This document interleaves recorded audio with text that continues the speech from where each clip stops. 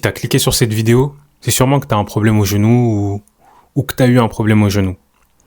Dans cette vidéo, je vais te dire exactement tout ce que j'ai fait.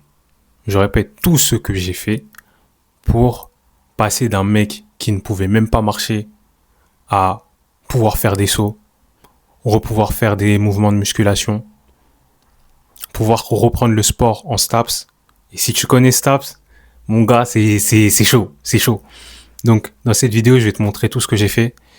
Et cette vidéo, disclaimer, cette vidéo, elle est pas là pour être à but, médical ou je sais pas quoi. Si t'es blessé, s'il te plaît, va voir un professionnel de la santé. Moi, je te dis ce que je fais sur moi et ce que je fais sur les personnes qui me font confiance. C'est tout. Rien de plus, rien de moins. Bon, je me suis pas présenté, mais si tu me connais pas, je m'appelle Nassim. J'étais étudiant en STAPS. Je suis coach, pas encore parce que j'ai pas fait les démarches administratives, mais c'est bientôt le cas. Donc là, tu vois, je suis avec mon ordi. J'ai pris des notes pour pouvoir bien t'expliquer les choses. Et let's go, mon gars. Prends, ou Mago, je sais pas qui regarde. Prends un verre, prends un cahier, prends des notes. Et c'est parti, je te raconte mon histoire. Donc, le contexte de ma blessure, c'est une blessure en torsion interne au JJB. En gros, là, tu vois mon coude. Et ben, imagine que j'ai fait ça, tu vois, un mouvement vers l'intérieur. Et là, à ce moment-là, il y a eu un crack. Comme je l'ai dit dans l'intro, la période, c'est en fin d'année STAPS. Faut savoir que en STAPS, j'accumulais beaucoup de stress parce que on fait 5 sports littéralement. On se lève tout le temps super tôt. STAPS, c'était hyper loin de chez moi, donc j'avais 3 à 6 heures de sommeil et j'avais cours les samedis. Et tu vois, c'est une année où j'ai accumulé beaucoup de stress. Et tu connais, quand t'aimes un sport et tout ça, tu veux reprendre, tu reprends comme un con. Faut le dire. Donc voilà. Résultat, j'ai eu ma blessure. C'était une blessure du ménisque interne. J'avais une impossibilité de marcher pendant 3 semaines. Au niveau de la rééducation, de ce que j'ai fait, etc., faut savoir que j'ai commencé le jour même. Le jour où je me suis blessé, j'ai commencé directement. J'ai pas fait d'IRM, j'ai attendu 1 mois pour faire l'IRM et j'ai fait ma rééducation directement parce que j'ai des informations qui me disent qu'il vaut mieux faire les choses directement. Ce que je vais te dire et les infos que je vais te passer ici, c'est des informations que j'ai apprises chez des professionnels qui travaillent avec des athlètes blessés, qui font de la réathlétisation, etc. Je vais donner des noms, comme ça, si jamais tu as envie de rechercher, etc. Kevin Ferreira, Alexis Beck, Training Therapy et Tom Tellier. Voilà. Il y a Vin aussi. Je mettrai leur compte dans les commentaires. Mais en tout cas, ce que je te dis là, c'est pas un truc fashion ou révolutionnaire ou je sais pas quoi. Non. J'ai étudié le truc. J'ai fait le mentorat de Kevin Ferreira. Et du coup, j'ai appliqué sur moi ce que j'ai appris, tout simplement. Et ouais. Donc, on va passer sur les premiers mois. Les 2 premiers mois. Sur les 2 premiers mois, j'ai fait un travail sur la rotation du genou. Faut savoir que ton genou, il fait pas que de la flexion et de l'extension. Bon, là, je te montre avec le coude, mais ton genou, il a cette capacité, avec le tibia, de venir en rotation interne et en rotation externe. Et pourquoi j'ai fait ce travail de travailler sur la rotation interne et la rotation externe? Parce que c'est des tissus profonds. Il y a des tissus profonds. Tu as les ligaments, notamment ligaments croisés antérieurs et postérieurs. Tu as le poplité. Tu as le semi-membraneux qui est un des faisceaux de l'ischio-jambier qui permet la rotation, je sais plus, interne ou externe. Bref, tu as plein de tissus profonds qui te permettent de faire cette rotation interne et externe. Et pourquoi je les ai travaillés en priorité? Parce que si ces tissus-là, ils sont de mauvaise qualité, tu n'auras pas de flexion et extension. Pourquoi? Parce qu'ils s'insèrent dans un truc qu'on appelle la capsule articulaire. Et la capsule articulaire, c'est un endroit qui est innervé à la mort. Donc, ça veut dire qu'il y a beaucoup de nerfs. Et quand ton corps détecte que t'as pas de force à un endroit où tu as du tissu qui est pas de bonne qualité, il va restreindre le mouvement. Et moi, c'était mon cas. Vu que j'étais touché au ménisque interne. Et il fallait donc que je stresse le ménisque interne.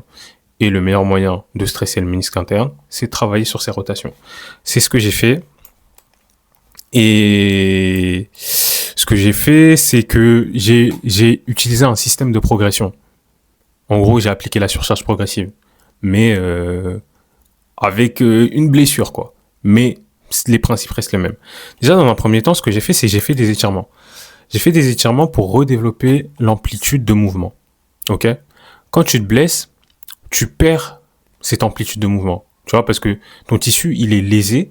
Donc, ton cerveau, il va te dire, OK, si ton tissu, il est lésé, ça veut dire que t'es pas fort. Et si on va dans cette amplitude-là, on va se péter, mais vraiment hardcore. Donc, ton cerveau, il va se stopper. J'ai fait de l'étirement toutes les heures. Toutes les heures. Du matin au coucher, je m'étirais. Toutes les heures. Pendant 2 minutes. Pourquoi 2 minutes ? Parce que 2 minutes, d'après une des informations que j'ai, c'est que c'est là où il y a l'activation de cellules qui ont cette capacité à réparer le tissu. Donc j'ai fait ça. Il y a même des jours où j'allais à 5 minutes. J'ai complété les étirements avec de l'isométrie. L'isométrie, c'est une contraction musculaire où ton muscle ne bouge pas. Donc là, je te prends un exemple avec le biceps. Là, tu vois, mon biceps, il bouge pas. Si je fais une contraction ici, je suis en isométrie.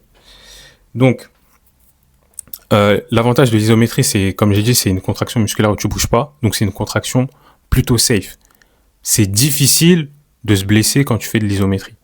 Donc, c'est pour ça que je l'ai utilisé. Ça me permet aussi d'envoyer de la force spécifiquement à un endroit parce que l'isométrie, ça te permet de travailler sur un angle précis. Et donc, j'ai envoyé de la force parce que la force, c'est le moyen d'envoyer le signal d'adaptation à ta cellule, à ton ménisque, à la structure qui est blessée. Parce qu'en gros, y a un truc qui s'appelle la mécanotransduction. Quand tu envoies de la force via un exercice, il va y avoir tout un cheminement de trucs chimiques qui vont se passer à l'intérieur de ton corps et ça va créer des adaptations qui vont te permettre de soit devenir plus fort, soit devenir plus rapide, soit devenir plus souple, etc., etc. Donc j'ai fait ça, pour devenir plus fort dans l'amplitude spécifique, parce que je l'ai pas dit, mais enfin, je l'ai sous-entendu, mais si t'es pas fort, ton corps va te limiter l'accès à une amplitude et donc va te limiter l'accès à la marche. Donc c'est pour ça que j'ai fait ça. J'ai utilisé des contractions qui allaient de 1 minute à 10 secondes où j'étais à 100% force maximale, voire même 5 secondes. Et ça, comme avec les étirements, je les ai fait tous les jours, toutes les heures. Ensuite, je suis passé sur de l'excentrique. L'excentrique, c'est une contraction où ton muscle, il va s'allonger, tu vois. Tu vois, là, mon coude, hop, mon biceps qui s'allonge. Donc, je travaille sur cette portion descendante. Pourquoi j'ai intégré de l'excentrique ? L'intérêt de l'excentrique, c'est que ça va te permettre de absorber plus de force. En gros, ça va te permettre de devenir plus fort. Parce que tu es dans une logique de progression. Tu vois, quand je me suis blessé, imagine, on est dans Dragon Ball avec le scooter là. Quand je me suis blessé, on va dire que mon genou, il avait 50 unités. Mon but, dans ce que j'essaie de faire et dans le fait de me réentraîner et de faire une réathlétisation, c'est pas de revenir à 50. C'est de revenir au-dessus de 50. Parce que si avec 50, je me suis blessé, si je reviens à 50, je vais me repéter de la même manière. Et donc, je dois essayer d'aller à 100, 200, 300. Et c'est pour ça que j'ai utilisé l'excentrique. L'excentrique, ça te permet de générer plus de force qu'une contraction isométrique ou les contractions normales du style concentrique, excentrique, curl biceps si tu veux. Donc, j'ai fait ça pour ça. Et c'est dans une logique de surcharge progressive. Je passe de l'isométrie à l'excentrique. Je faisais 5 à 8 reps, 2 séries, tous les 2-3 jours. Et pareil, je travaillais toujours sur les rotations tibiales. Une fois que ça a été fait, j'ai fait du concentrique excentrique, c'est-à-dire des contractions normales. Parce que c'est bien. Maintenant, j'ai la capacité à absorber la force. En gros, j'ai la capacité à ralentir. Mais dans mon sport, ce qui compte, Ralentir, c'est bien, mais ce qui compte, c'est pouvoir aller dans l'amplitude, pouvoir le faire. Et bah, c'était ça l'intérêt de faire du concentrique excentrique. Pareil, 2 à 3 semaines, mais cette fois-ci, j'étais sur des rangées de répétitions où je faisais du 6 à 12 reps. Et enfin, j'ai fini avec du travail de vitesse. Pourquoi ? Parce que la vitesse, c'est vraiment le summum au niveau de la force que tu envoies à ton corps, tout simplement. Genre, si je te prends un sprint et un squat, genre un 1RM, un 3RM, un 5RM, le sprint est beaucoup plus violent en termes de niveau de force que tu appliques à ton corps que le squat. Et souvent, si tu regardes les sports, généralement, on se blesse où ? Bah, on se blesse quand il y a de la vitesse. Donc, j'ai entraîné mon corps à absorber de la force en vitesse, à l'absorber et à la produire. Ce que j'ai utilisé, c'est des sauts où je saute d'une boxe, par exemple, en excentrique, en concentrique excentrique. J'ai utilisé une méthodologie qui s'appelle les pulses. En gros, je sais pas trop comment te l'expliquer, mais imagine que j'essaie de faire une contraction concentrique le plus rapidement possible. Boum, boum, boum. Bref, j'ai utilisé ça. Je faisais 2 à 4 séries, 5 reps, et voilà. Donc, tu peux te poser la question, ouais, c'est bien, tu me racontes tout ça, mais quel a été le résultat de faire ça ? Pourquoi tu n'as pas fait de la flexion et de l'extension directement ? Comme je t'ai dit, je ne l'ai pas fait directement parce que le travail rotationnel, c'est le plus important. Et le résultat de ce que je viens de te dire, c'est que j'ai eu accès à la marche. J'ai repris la marche en moins de 3 semaines. Et t'as vu mon IRM. Je te mens pas. Je te dis ce que j'ai fait.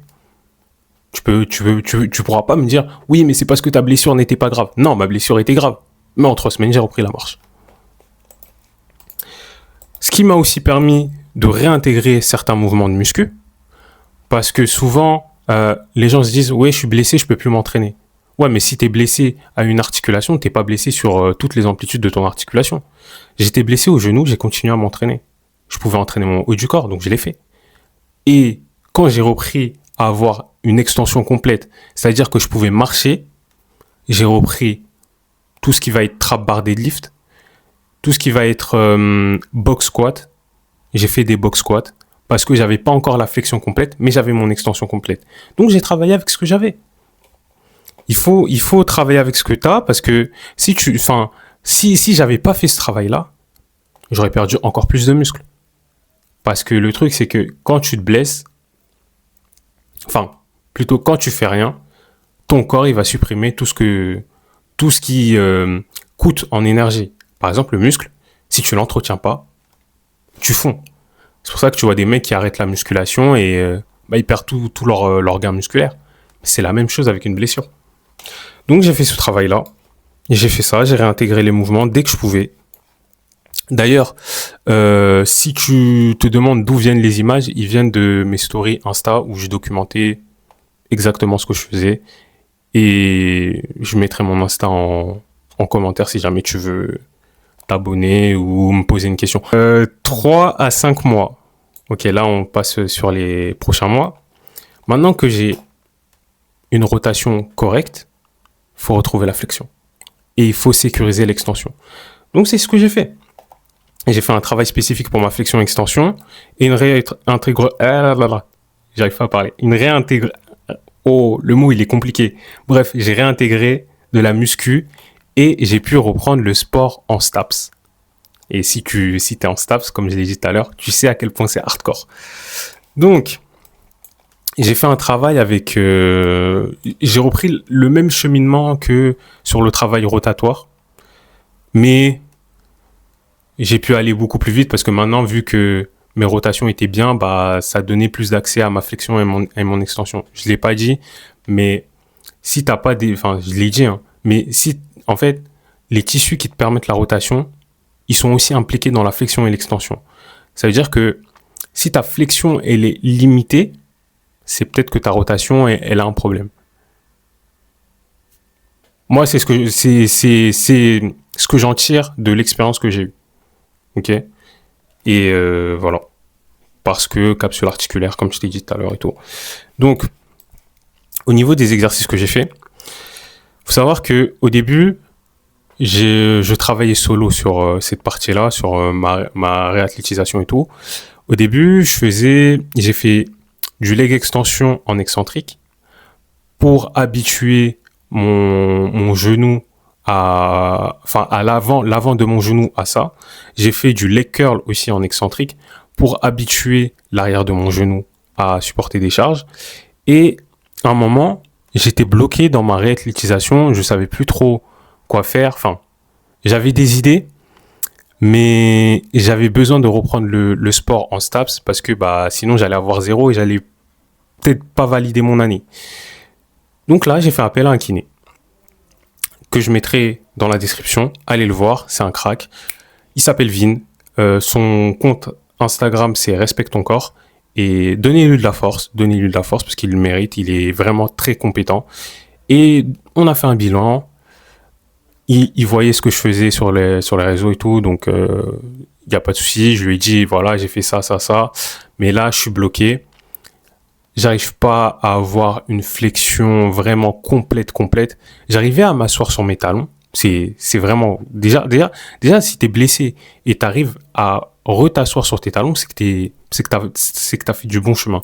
Mais j'étais pas à l'aise. Donc, je suis parti le voir. Il m'a donné quelques exercices. Donc, j'ai fait du leg curl avec élastique, fente surélevée avec des rotations et un mouvement où je m'assois sur mes talons. Et j'ai fait ça.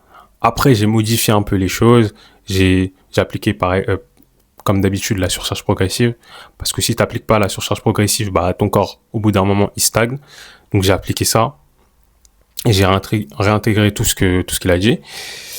Et résultat de ce travail, de ce co-travail, c'est que j'ai eu une meilleure flexion. Je suis à l'aise en flexion. Même si il me manque des degrés, il y a des mouvements encore, même à l'heure d'aujourd'hui, je peux pas vraiment les faire à 100%, parce que je sais que peut-être que mon genou il va se bloquer ou quoi que ce soit. Mais j'ai eu une meilleure flexion, j'ai pu reprendre le sport en STAPS, comme je t'ai dit. On faisait du sprint, on faisait athlétisme, et j'ai pu reprendre, j'ai pu avoir des notes, et j'ai pu courir sans douleur. Ça, c'est le plus important. Parce que le but, c'est pas juste de retrouver... tu vois, moi, je suis sportif. Et bref, je fais des sports, quoi. Mon but, c'était pas juste de retrouver la marche ou quoi que ce soit. C'était de revenir à un niveau où je pouvais peut-être pas performer à 100% parce que je suis en STAPS et c'est compliqué, mais au moins performer. Au moins pouvoir gratter mes notes. Parce que mon objectif, c'est quoi ? C'est d'avoir mes notes, quoi. D'avoir mon année. Parce que si j'ai pas mon année, ça me met en retard sur mon projet de devenir le meilleur coach, le coach d'élite. Donc, ça a été bien. Ça s'est bien fait. Et aujourd'hui, à 1 an et 2 mois de ma blessure, ce que je fais, c'est que je continue à faire du travail sur mes rotations en guise de maintenance, parce que comme je te l'ai dit, si tu fais pas de travail, tu vas le perdre.